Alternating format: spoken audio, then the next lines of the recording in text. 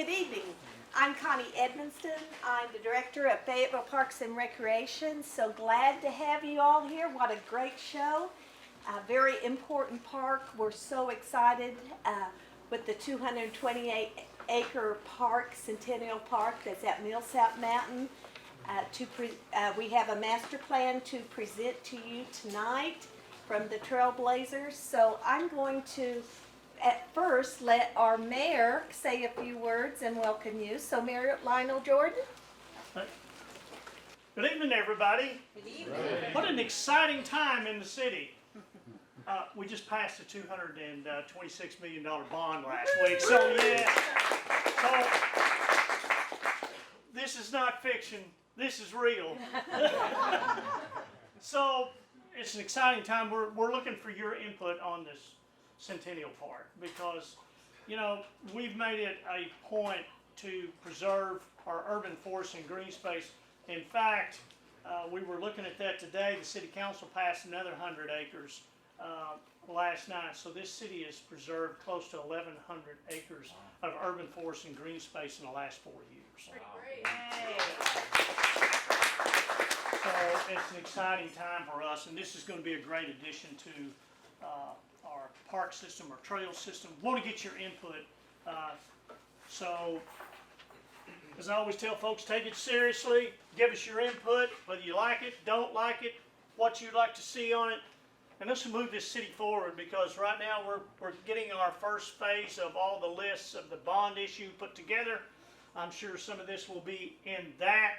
And so with that, thank you. I thank Mr. Kraft for and opening up the school for us tonight. You give him a big round of applause. So welcome everybody. I'm looking forward to hearing from everybody.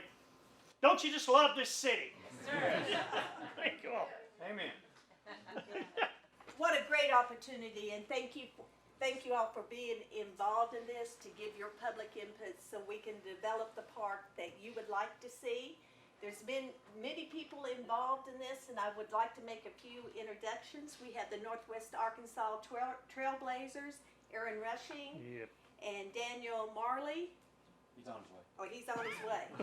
And we have CEI here, engineering, Nick Deegan, Jacob Shy, and Fallen Henry. So thank you all for being here. They're the designers of this.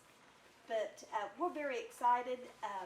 This opportunity to preserve that mountain and the opportunity it has for the community and even going beyond the community with the 2022 World Cyclocross event coming to Fayetteville, Arkansas is awesome. So we're excited. Just a few parks people I'd like to announce so you know who they are. Ted Jack, our park planners right up here.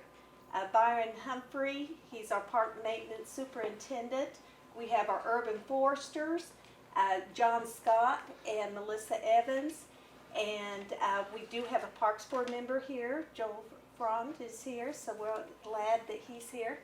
So with further ado, I'm going to go ahead and we've got something. Susan Norton, she is our communications director for the city of Fayetteville, and she's going to tell you about Speak Up to get you more involved with us. Thank you, Connie.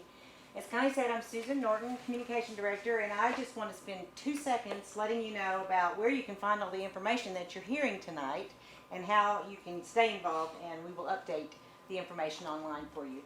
First of all, if you just go to the regular Fayetteville website, fayetteville-ar.gov, and you go to the parks pages, you'll find the parks pages, and especially this one about Centennial Park.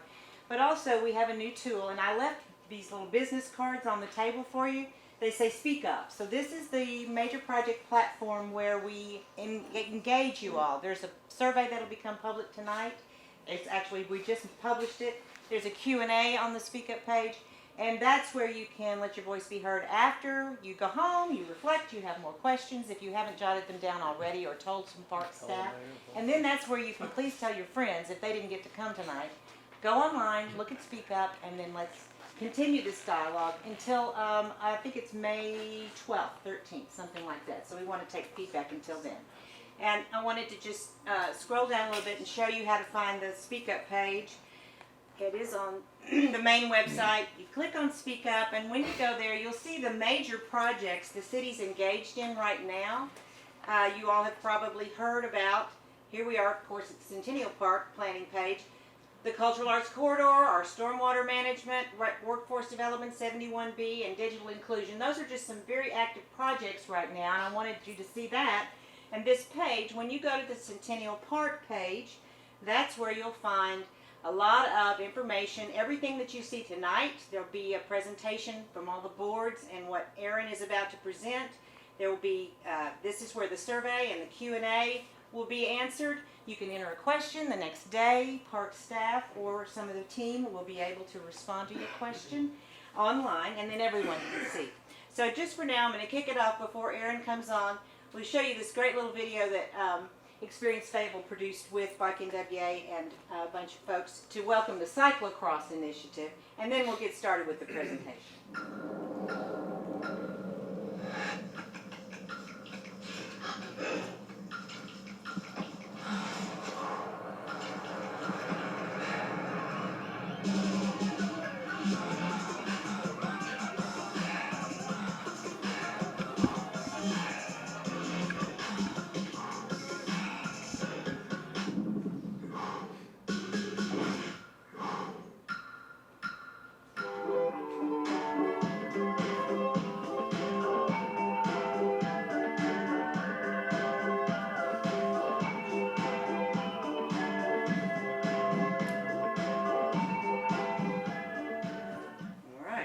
Yay! So, Erin, if you want to go ahead, I'll bring up your presentation. Good evening. As Connie mentioned, my name is Aaron Rushing. I'm the Executive Director of the Northwest Arkansas Trailblazers. For those of you who don't know what we do, we're a nonprofit. We're based out of Bentonville. We've been doing trail development in Northwest Arkansas for about 20 years now. So some of the projects you may be familiar with, Slaughter Pen, Kohler, the Back 40, we got some new trails at 11 Under. So we've been mainly focused in Benton County, but we've been getting outside of Benton County lately. We're in Washington County. We just finished with Gerald Mountain in Springdale recently, the end of last year. If you guys haven't been out there, it's amazing. Weddington Trails, we just finished some trails last fall at Weddington. But that's a little bit about us. I want to talk specifically about how we got involved here. So about 2 years ago, we started looking how to connect campus to Kessler.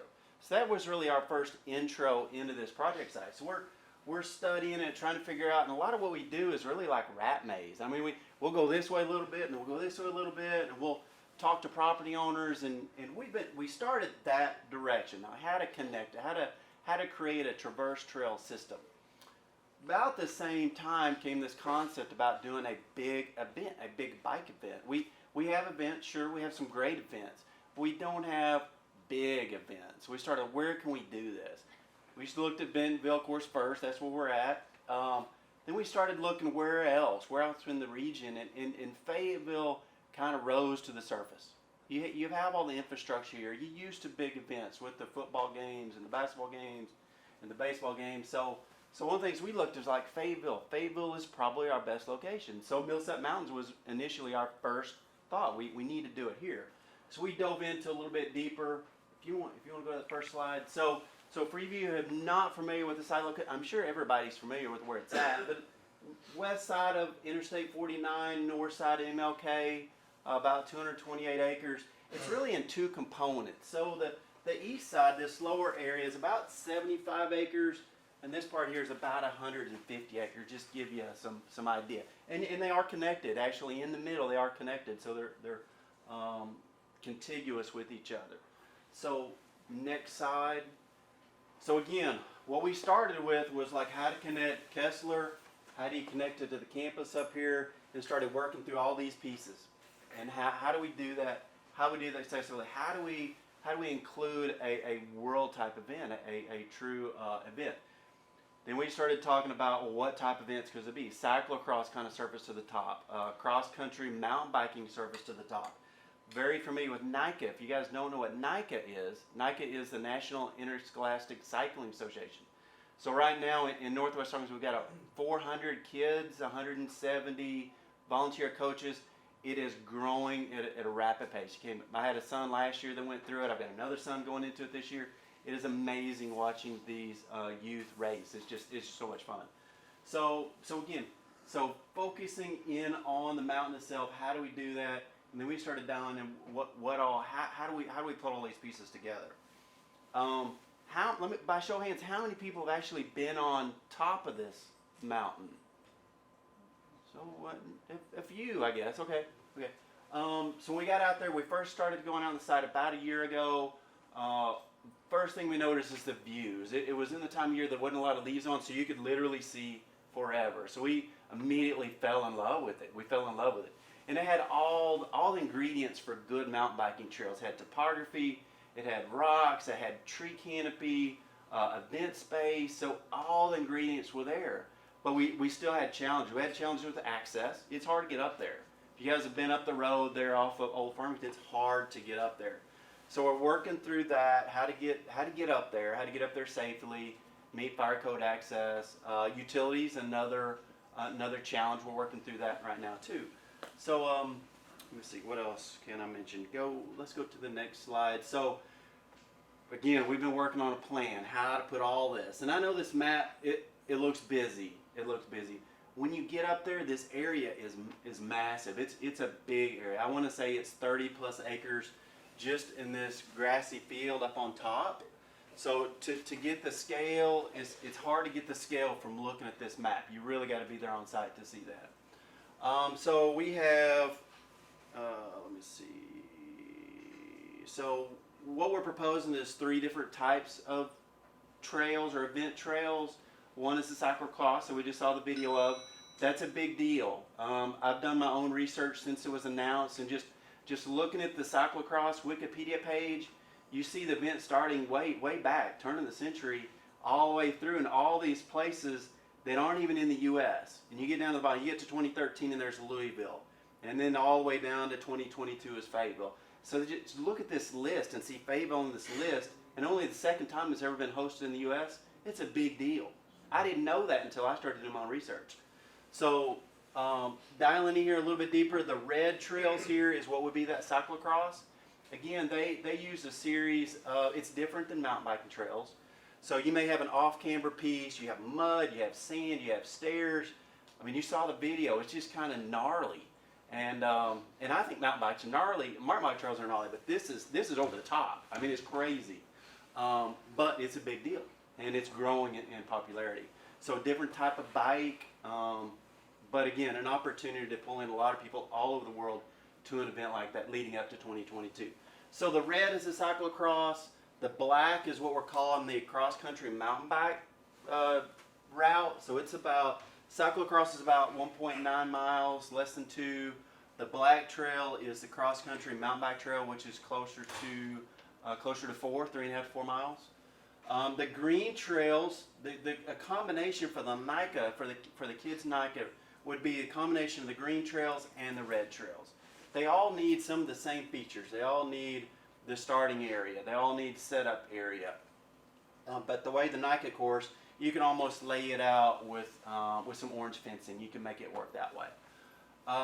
Go back to the overall. So I want to talk about this area a little bit. So the blue, again, we're trying to do this trail from campus over to Kessler. What we're calling a traverse trail, which routes through the site, out this side, down Rupel Road, over to Kessler. That's our dream connection, is to connect campus out to Kessler. This being in the middle of it is kind of one of those primary centerpieces. So the blue trail is that traverse trail. We've got proposed in here in a later phase, you'll see here in a little bit, some downhill trails. Downhill is gaining popularity. People want to go downhill. They're not as crazy going uphill. People want to go downhill. So we've got these as black trails. Some of them may be black, some of them may be blue, but again, that area just really bike focused, more bike focused, cross country, and more race event focused. And again, I'm just talking about the trails. There's a whole nother component to what Ted's going to talk about, but I'm just talking about the trails. So go back forward. So again, blow up. Access point is off Old Farmington. We're really restricted on access. There's not a whole lot of places to get to this site. So what we're proposing is an access off of Old Farmington up to a central turnaround where during a big event you can turn around buses in this turnaround and go pick them up and bring them back and drop them off. And small parking area, open area space. You can't have, what I've learned about these events, you can't have enough open space. NICA, and again I'm going to talk not a lot about NICA because my kids do it. NICA needs 13 acres of just green field, 13 acres. And that's just to set up their tents and park and do all the event stuff. So honestly, I can't imagine how much room it takes for a bigger class event.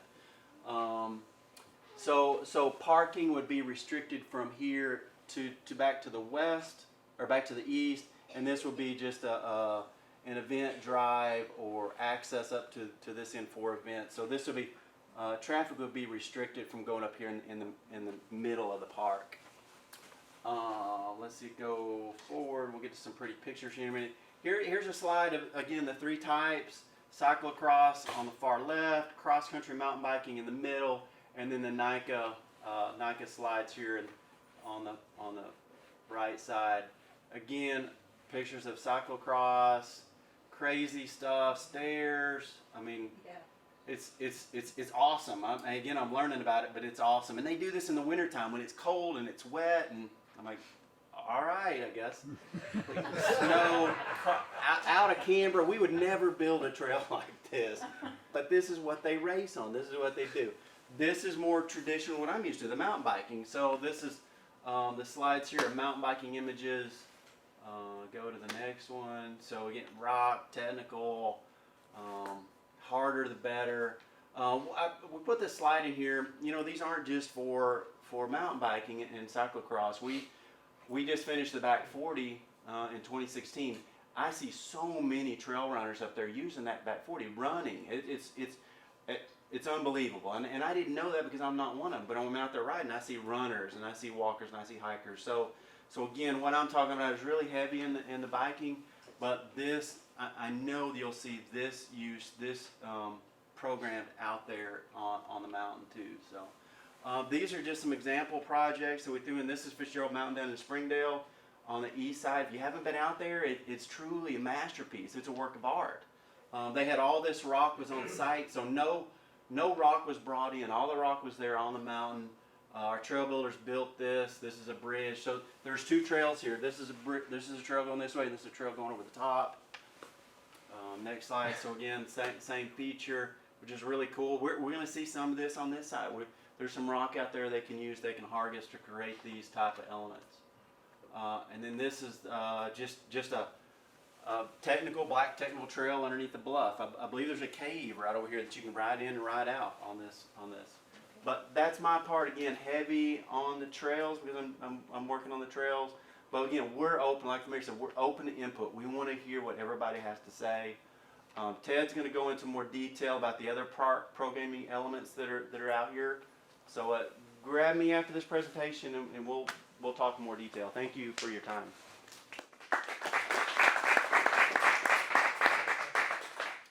All right, we were kind of lucky timing-wise with this project. I mean, it was great when we found out that the city had an opportunity to get Millsap Mountain, which was just fantastic.